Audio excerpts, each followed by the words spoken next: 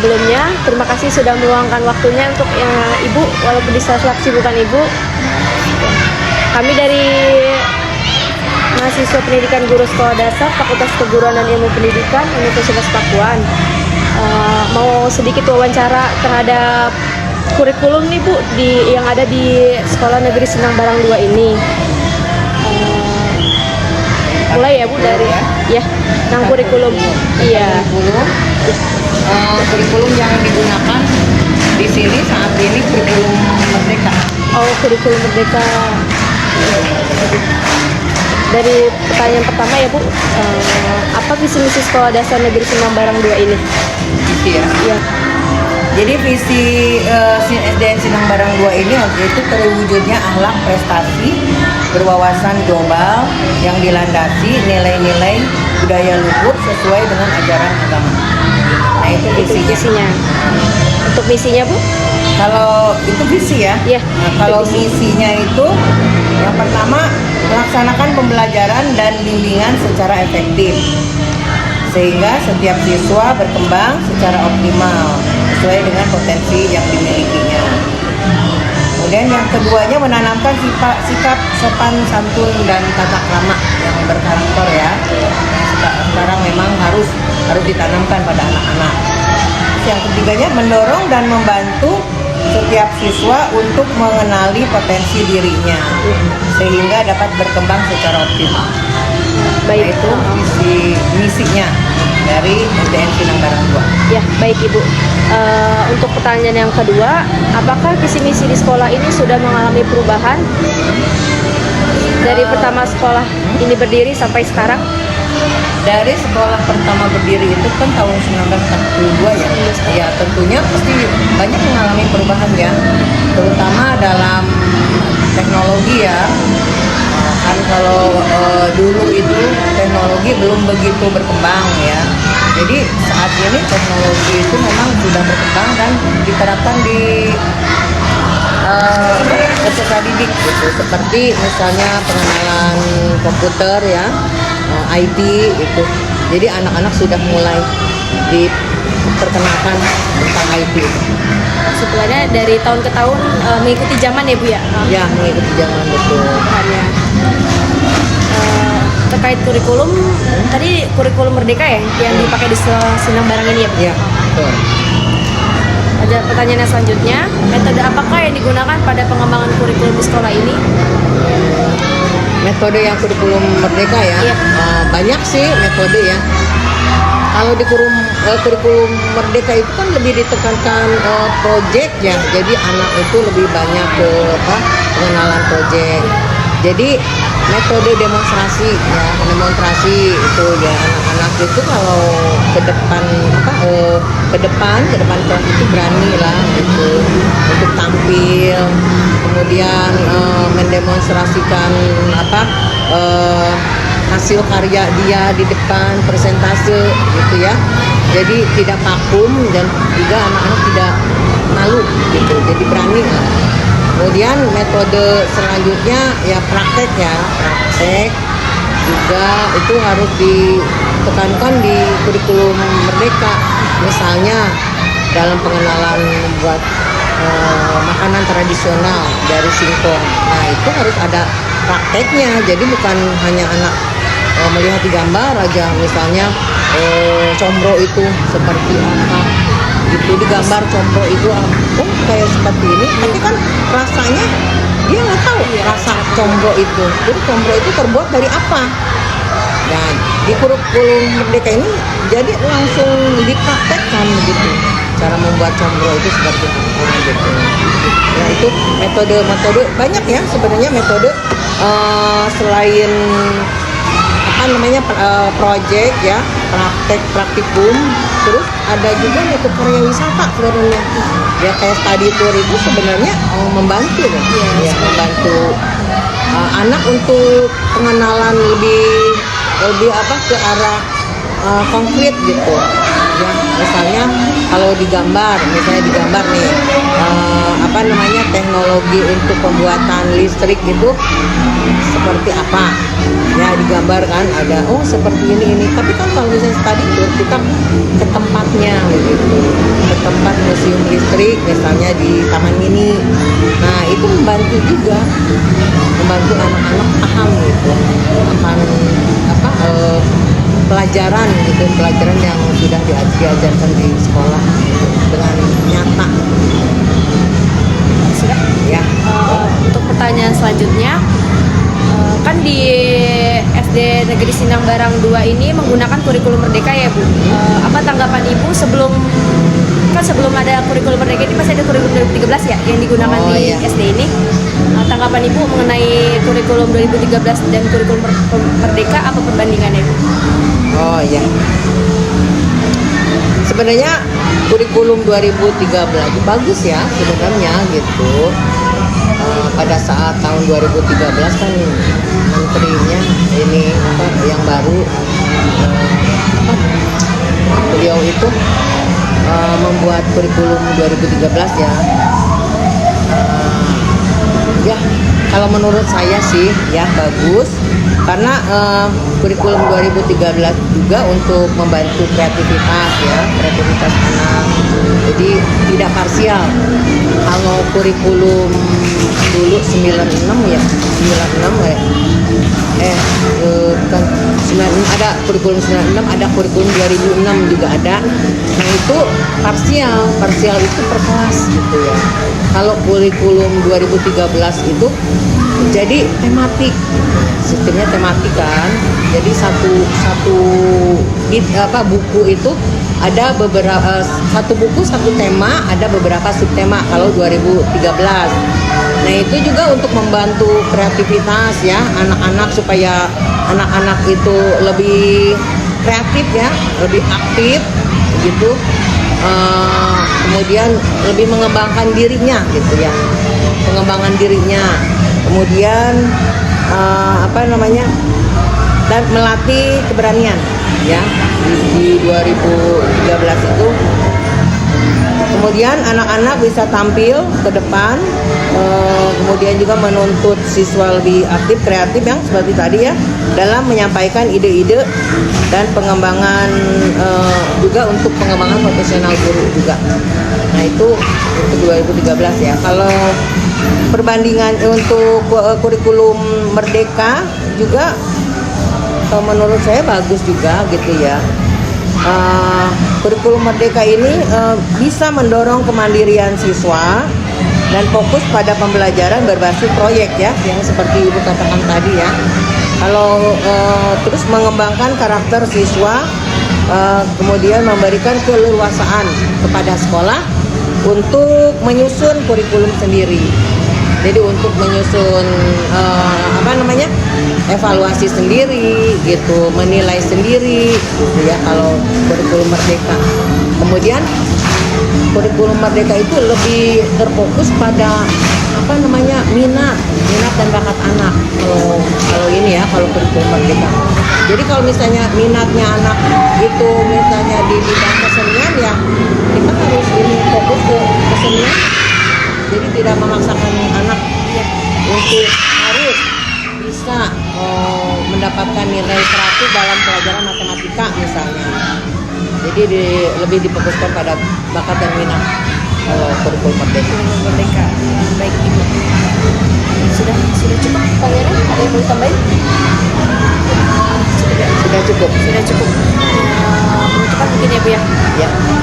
Terima kasih waktunya ya Ibu untuk sela-sela kesibukan Ibu sudah menjawab pertanyaan dari kami. Terima kasih. Assalamualaikum Bapak. Perkenalkan, sebelumnya kami dari mahasiswa pendidikan guru sekolah dasar Universitas Pakuan ingin mewawancarai Bapak sebagai kepala sekolah SD Sindang Barang ini apa ya? Sebelumnya ingin bertanya, bagaimana Pak untuk awal mula sejarah sekolah dasar negeri Sindang Barang 2 ini dan alasan sekolah ini didirikan ya Pak? Terima kasih. Waalaikumsalam warahmatullahi wabarakatuh. mahasiswa dari Universitas Pakuan ya, yang kebetulan mengadakan observasi di SD Sindang Barang 2 ini ya. Alhamdulillah ada beberapa tadi ya pertanyaan. Yang pertama mengenai awal mula sekolah dasar Sindang Barang 2 ini. Awalnya ini merupakan daerah atau termasuk lingkungan Kabupaten Bogor ya awalnya. Tapi pada pemekarannya tahun berapa itu pemekaran sehingga Kelurahan Sindang Barang 2 ini Kelurahan Sindang Barang ini masuk ke wilayah Kota Bogor, yaitu di Kecamatan Bogor Barat ya. Jadi didirikannya sekolah dasar Sindang Barang 2 ini sejak awal memang ini merupakan kebutuhan dari pemerintah dan juga warga di sekitar Kelurahan Sindang Barang ini ya. Sehingga pada perkembangannya sekolah ini adalah sekolah yang kedua gitu ya. Sekolah yang kedua makanya disebut SD Negeri Sindang Barang 2. Nah, selain ini juga terus kebutuhan sekolah itu banyak sehingga di Kelurahan Sindang Barang ini didirikan lagi SD Sindang Barang 3 dan SD Sindang Barang 4 ya. Jadi alasannya didirikannya ini memang suatu kebutuhan, terutama kebutuhan pendidikan bagi warga negara Indonesia ya, yang menjadi tanggung jawab pemerintah Republik Indonesia. Makanya didirikanlah SD Sindang Barang 2 gitu ya. Baik, Bapak izin untuk pertanyaan selanjutnya. Bagaimana cara Bapak untuk mengelola atau mengimplementasikan kurikulum 2013 dan kurikulum Merdeka? Baik, untuk pelaksanaan pembelajaran di SD Sindang Barang 2 ini sudah 2 tahun ini kami menerapkan dua kurikulum nasional dan dua-duanya bersifat nasional, baik yang bersifat kurikulum 2013 atau Kurnas, juga kurikulum Merdeka atau Kurnet. Ini merupakan dua jenis kurikulum yang dikolaborasi dalam pembelajaran di SD Sindang Barang 2 ini. Sesuai dengan arahan dari pemerintah, kami menggunakan dua kurikulum ini, yaitu yang pertama kurikulum 2013 pada kelas 2, 3, 5, dan 6 ya. Di tahun kedua, sekarang ini adalah tahun kedua. Jadi kurikulum merdekanya sudah 4 kelas sekarang, berarti kelas 1, 2, 4, dan 5 ya. Nah, sementara tahun depan, tahun 2024 dan 2025 sudah menggunakan kurikulum merdeka dari kelas 1, 2, 3, 4, 5, dan 6 seluruhnya. Makanya untuk tahun ini masih bersifat kombinasi, ya, masih bersifat kombinasi. Ada 4 kelas yang sudah kurikulum merdeka, ada 2 kelas yang masih kurikulum 2013. Untuk pertanyaan selanjutnya, bagaimana proses pengambilan keputusan dalam pengembangan kurikulum di sekolah ini, Pak? Ya, pengambilan keputusan dalam pengembangan kurikulum ini tidak terlepas dari sumber daya SDM-nya ya, baik SDM dari gurunya, dari tenaga administrasi, dari orang tua, termasuk dari siswa, juga dari sarana dan prasarana. Jadi untuk pengambilan keputusan dalam mengembangkan kurikulum di sekolah ini tidak terlepas dari sarana dan prasarana dan sumber dayanya, SDM-nya terutama. Jadi kami di sini mengambil keputusan sesuai dengan visi dan misi yang telah kami buat pada awal tahun ajaran, sehingga pada pelaksanaannya itu kurikulum yang digunakan akan mengacu pada visi dan misi sekolah, sehingga kita punya arah dalam pembelajaran baik dengan kurikulum 2013 ataupun dengan kurikulum Merdeka. Untuk pertanyaan selanjutnya, bagaimana sekolah mengukur keberhasilan implementasi kurikulum yang telah dikembangkan? Baik, untuk mengukur keberhasilan implementasi kurikulum yang telah dikembangkan, ini berdasarkan beberapa tujuan. Ya, ada tujuan jangka pendek, menengah, dan jangka panjang. Ada juga tujuan yang berdasarkan bidang-bidang mapel pada kurikulum, ya, misalkan tujuan pada pembelajaran di kelas 1 dengan AD yang mana, kelas 2, kelas 3, dan seterusnya, itu bisa dilihat secara periodik, ya, secara periodik, baik melalui penilaian harian, penilaian tengah semester, atau pada akhir semester, atau pada pelaksanaan kurikulum Merdeka yang kita kenal dengan asesmen. Ya. Dari asesmen itulah kita akan mengetahui keberhasilan kurikulum yang kita implementasikan di sekolah ini. Dan yang paling utama di sini akan kita lihat adalah keberhasilannya itu dari ANBK, ya, dari ANBK yang dilaksanakan oleh siswa kelas 5. Nah, dari hasil ANBK ini akan mewakili semua jawaban atau permasalahan yang ada di sekolah ini sebagai refleksi kami untuk mengetahui kelemahan atau kekurangan selama pembelajaran selama melaksanakan kurikulum yang kita kembangkan di sekolah ini. Jadi itulah tolok ukur keberhasilan utama dari pelaksanaan kurikulum, yaitu pada hasil ANBK yang nanti akan muncul pada raport pendidikan. Ya, jadi kita memperoleh raport pendidikan itu dari hasil ANBK dan survei lingkungan belajar, ya. Jadi tadi bukan hanya siswa, guru, tenaga asing lainnya, tetapi lingkungan belajar, orang tua, masyarakat, stakeholder, sejauh mana ada kerjasama dalam pengembangan pendidikan di sekolah ini. Jadi itulah keberhasilannya dan faktor-faktornya, ya, yang mendukungnya. Jadi sekali lagi, keberhasilan kami ini bisa dilihat dari raport pendidikan sekolah kami. Ya. Untuk pertanyaan yang terakhir, untuk implementasi P5 di sekolah ini seperti apa ya, Pak? Ya, implementasi P5 ini banyak jenisnya. Ada yang berbentuk seperti proyek, ya, seperti proyek. Ada yang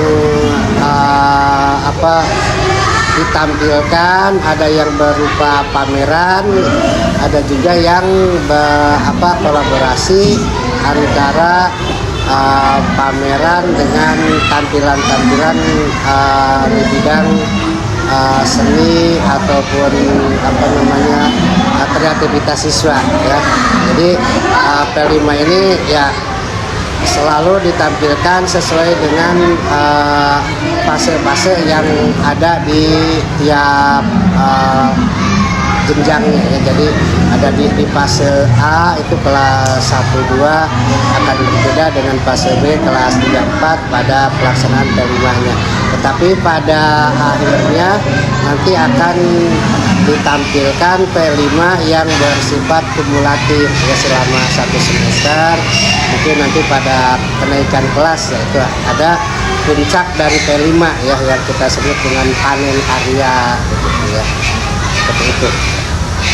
Baik Bapak, cukup segitu saja. Terima kasih sudah menjadi narasumber kami pada hari ini ya. Terima kasih banyak ya Bapak. Sama-sama, semoga yang membantu apa yang tadi disampaikan untuk bahan-bahan ya seperti waktu kuliah. Mudah-mudahan apa yang dapat di sini dapat mempermudah nanti dalam kuliahnya ya. Ya, amin. Ya. Terima kasih banyak Bapak sudah meluangkan waktunya ya Pak. Oke. Perkenalkan, Assalamualaikum warahmatullahi wabarakatuh. Perkenalkan, kami dari Pendidikan Guru Sekolah Dasar Fakultas Keguruan dan Ilmu Pendidikan Universitas Pakuan.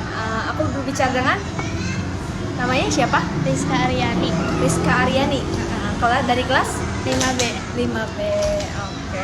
Aku nanya-nanya sedikit Ya, boleh? boleh. Ya, dikit kok. Mata pelajaran favorit kamu itu apa? Matematika. Oh, oke. Selain mata pelajaran favorit kamu matematika, apalagi pertanyaan apa sih? PKN PKN. sama agama. Yang asik itu apa?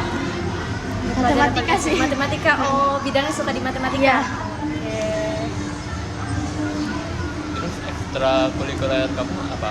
Tahfiz. Di Sindang Barang ini yang kamu ketahui apa aja sih ekstrakurikulernya? Ada nari, futsal, terus ada tahfiz juga, renang, terus silat, karate doang sih yang kalau yang itu yang aja. lengkap ya. Untuk pramuka di sini ada? Kalau itu kurang tahu sih. Oh, kurang tahu ya. Oh, kira diwajibkan. Oh, tidak berarti tidak diwajibkan. Kayaknya soalnya nggak pernah dengar ada. Oh, nggak pernah ekskul pramuka. dengar. Oke, nggak apa-apa. Untuk eskul itu dilakukannya pada hari apa ya? Sabtu. Sabtu terus. Dari jam? Iya. Biasanya masuk jam 7, kadang pulangnya jam 9. Oh, oke. Untuk kamu tahfiz ya, ambilnya ya? Pernah ikut kejuaraan atau perlombaan di luar atau tingkat Baru kelas? pas habis lebaran ikut lomba, cuma nggak menang doang. Oh iya, nggak apa-apa belajar. Soalnya coba. waktu itu lagi batuk aja. Nggak apa-apa. Oke, cukup. Ada teman lagi?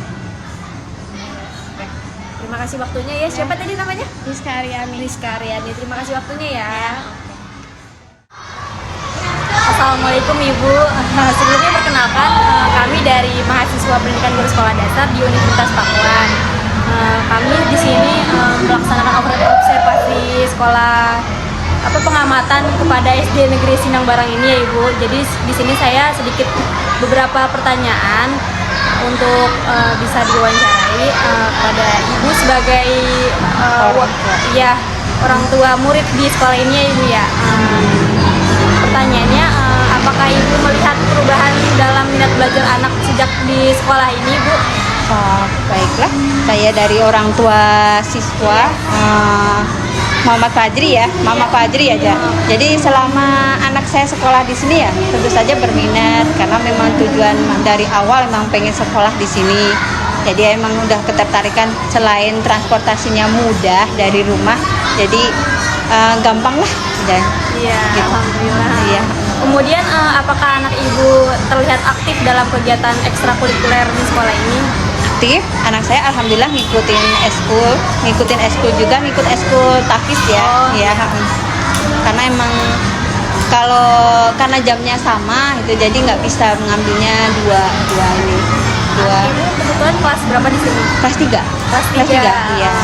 Jadi dari kelas 2 udah ngikutin ini udah ngikut tahfiz ya. Eskulnya pada hari apa ya dilaksanakan? Hari Sabtu. Hari Sabtu, setiap hari Iya, Sabtu ya. setiap hari Sabtu. Hampir berbarengan. Paling ada yang 1-2 yang berbeda itu ada. Tapi hari Sabtu semua. Ya Ibu, cukup segini aja pertanyaannya dulu Iya, baik. saja ya. Iya, Terima iya. kasih sudah meluangkan waktunya. Baik. Ya, terima kasih.